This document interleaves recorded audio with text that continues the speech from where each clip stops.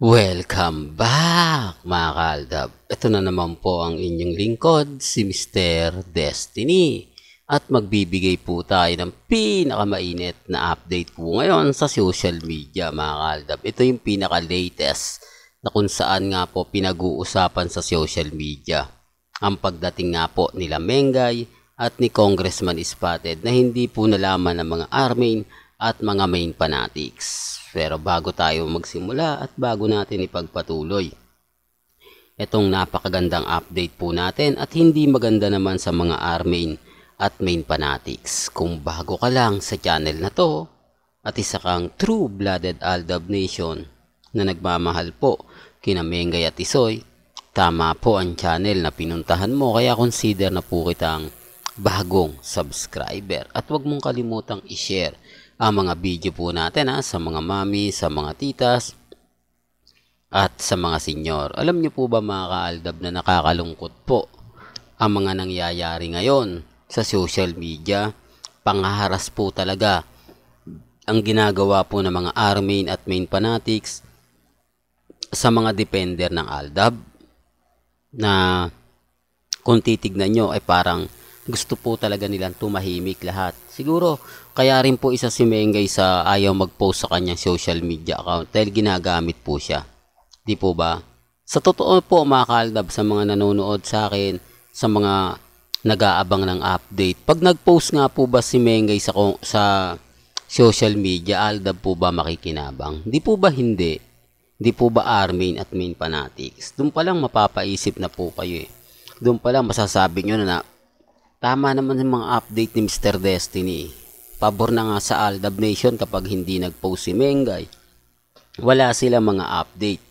Wala silang mga, kumbaga, ipapakita.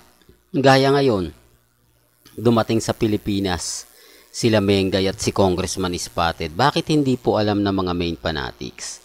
Bakit wala pong alam? O ni isa na nagpa-picture, nag-abang sa naiya. O baka hindi naman talaga umalis si Mengay.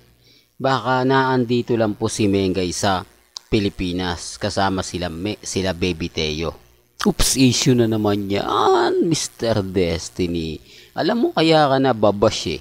Ang ganda na sana eh. Kaya lang sinisingit mo pa ang real life couple. Diba?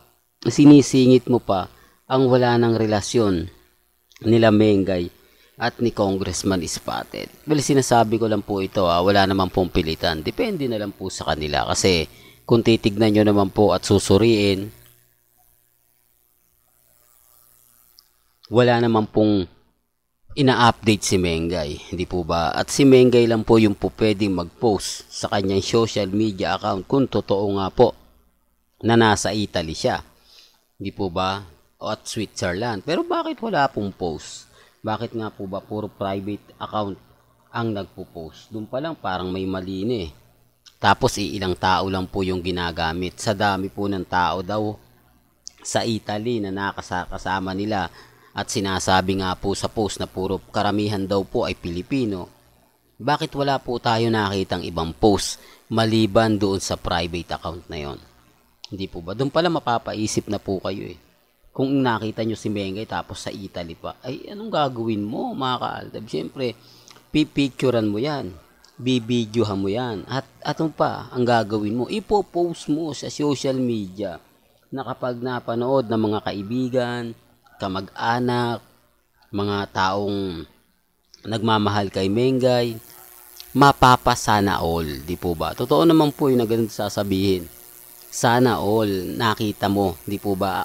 Na sinasabi nilang, buti ka pa, nasa ibang bansa ka pero nakita mo si Mengay. Samantalang kami dito sa Pilipinas, gustuhin man po namin makita, hindi namin nagagawa. O, doon pa lang, gaya nga na sinabi ko, iba po kasi kapag nakakita ka ng mga artista, di po ba? Hindi naman lingid sa mga Pilipino na matakaw po tayo sa pagpo-post. Sa Jollibee nga lang po, di po ba? Pag kumakain, ipinopost, di po ba, sa Mang Inasal. Real talk yan mga kaalda. Pero sa akin, hindi ko po pinopost yun. Pero yung mga kasama ko, miss ko, pinopost po yun. mga kaaldab, na normal lang daw po yun. O, eto pa kaya, yung pagkain mo, pinopost, eto po kaya makita mo, si Mengay at si Congressman Spotted, na nasa Italy. Sa bagay mga kaaldab, sabi ko nga po sa inyo, wala po ako sa posisyon para ipilit yan, di po ba? At eto po yung pinaka nakakadismaya. Maraming nagsasabi yung iba na, ayaw daw ni Mengay, mga kaaldab, na mag-post. Ginagamit daw po kasi yung post niya ng mga Aldab Nation para manira, para basagin siya. Ano naman koneksyon ng Aldab Nation? Hindi naman po kami, hindi naman po papabor kay Mengay yun. At yung mga post lang naman po ni Mengay sa social media, dumidepende pa rin po Di po ba? Pero sabi ko nga sa inyo mga kaaldab, may kanya-kanya tayong pananaw at opinyon. Eto, hindi po nila masagot-sagot yung gusto nating pasagot sa kanila. Kung nandito sa Pilipinas na si Mengay, bakit hindi pumunta sa McDo? At bakit nga po ba hindi siya nag-promote sa kanyang McDo sa 6 years anniversary? Wala man lang siyang post na panghihikayat na pumunta kayo, medyo nag-sale kami, 300 na lang. Tapos meron pa po kayong souvenir item. May mga special guest pa po kaming darating. Yung tipong ganon, di po ba? Na wala man ako dyan. Na kumbaga sana suportahan nyo. Walang ganon Di po ba? Halatang halata po mga kaaldab. Siguro, itong mga pinapaliwanag ko at sinasabi ko, didepende na lang po ito sa mga magre-react at magko-komento. Basta sa akin lang po mga kaaldab, sinasabi ko lang po ito at pinapaliwanag ko lang po sa mga taong bitter. Di po ba? Ngayon, nagpapaisip sila. Ngayon, kanya-kanyang tanungan, kanya-kanyang update. Nasaan ba si Mengay? Bakit walang post? Di po ba? Wala ring post yung Pamilya Spotted Hindi po ba? Hindi man lang nag-post na andito na kami sa Pilipinas, sa mga fans namin, sa mga followers namin. Ito yung Instagram ko.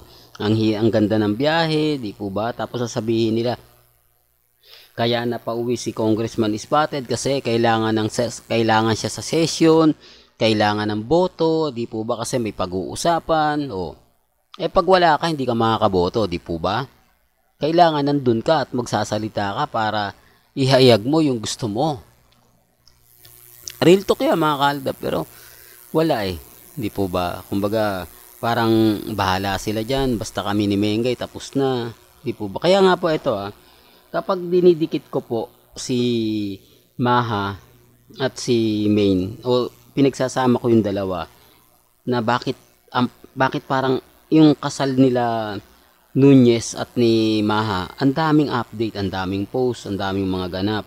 Samantalang kay Congressman Spotted, hindi. Sinasabi po kasi nila mga kaaldab, private nga yung wedding ni Mengay, ni Congressman Spotted, kaya hindi sila gaano nagbibigay ng update. Sabihin na natin ganun. Ganun din naman kay Congressman Spotted, kay Mengay at kay Nunez pala, at ano ba yan? At kay Rambo. Ano ba yan? Kay Rambo at kay Maha. Ang gulo mo, Mr. Destiny. Alam mo, nalilito ko sa mga updates mo. Well, pasensya na po kayo. Sinasabi ko lang po yung katotohanan, di po ba? Kasi si Rambo, kung titignan nyo mga kaaldab, hindi yan artista. Isang kasal coordinator din daw yan. Pero, bakit ang hilig mag-post sa social media? Si Congressman Spotted, artista na po yan. Matagal na po. Kaya nga po gumawa ng Instagram, Twitter at Facebook yan. Pero bakit walang post? Doon pa lang mapapaisip na kayo kasi ano yung ipopost niya? Anong ipopost ni Congressman Spotted na tulad nga po ng pinopost ni Rambo sa kanila ni Maha? Private din po yung kasalan na yun at sa Bali, Indonesia pa.